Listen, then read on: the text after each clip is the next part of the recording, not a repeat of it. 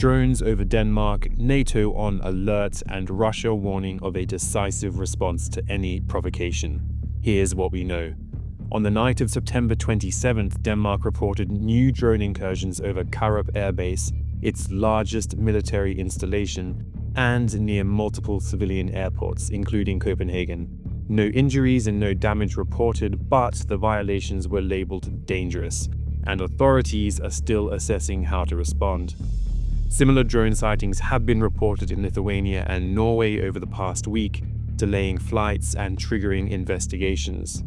The incidents add to growing concerns about coordinated hybrid probes across NATO's northern flank. While attribution remains unconfirmed, the pattern clearly suggests a hybrid operation by Russia, with the Danish authorities describing it as a professional operation by a state actor. The tactics, at least, line up.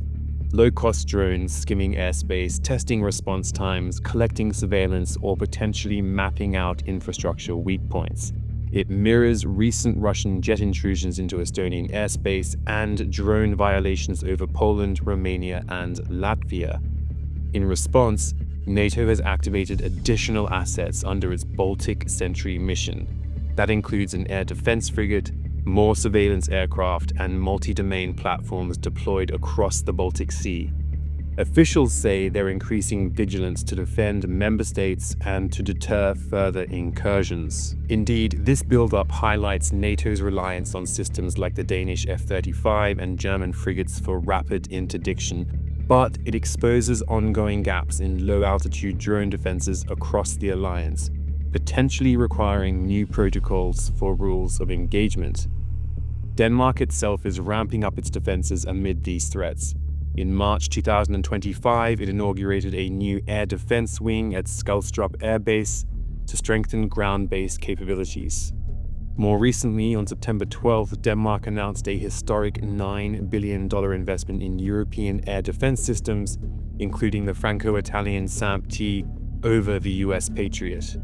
The first systems could be operational by late 2025, bolstering missile defenses against drones and aircraft. And in July, Denmark also revived its short-range air defenses with MBDA's VL Mika system after a 20-year gap, which is expected to achieve capability by early 2026.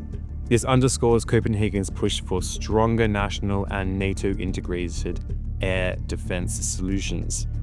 Meanwhile, Russia's Foreign Minister Sergei Lavrov used his address at the UN General Assembly this week to push back. He claimed Russia has no intention of attacking NATO or the EU, but warned any aggression toward Moscow would be met with a decisive response. He dismissed recent airspace violations as Western exaggeration or provocation, accusing NATO countries of inventing threats to justify escalation.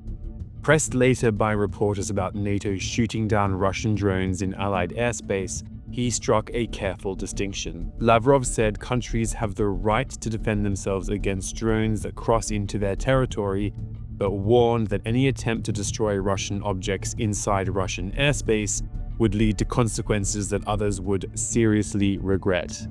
It's a familiar strategy: deny involvement, escalate rhetorically, deflect, lie, and shift the blame, while continuing grey zone operations just below the threshold of open conflict. So far, no shots have been fired, but with NATO countries now openly discussing shoot-down protocols and Russia hardening its rhetoric, this could be the most serious test of Baltic airspace security since the Ukraine invasion began.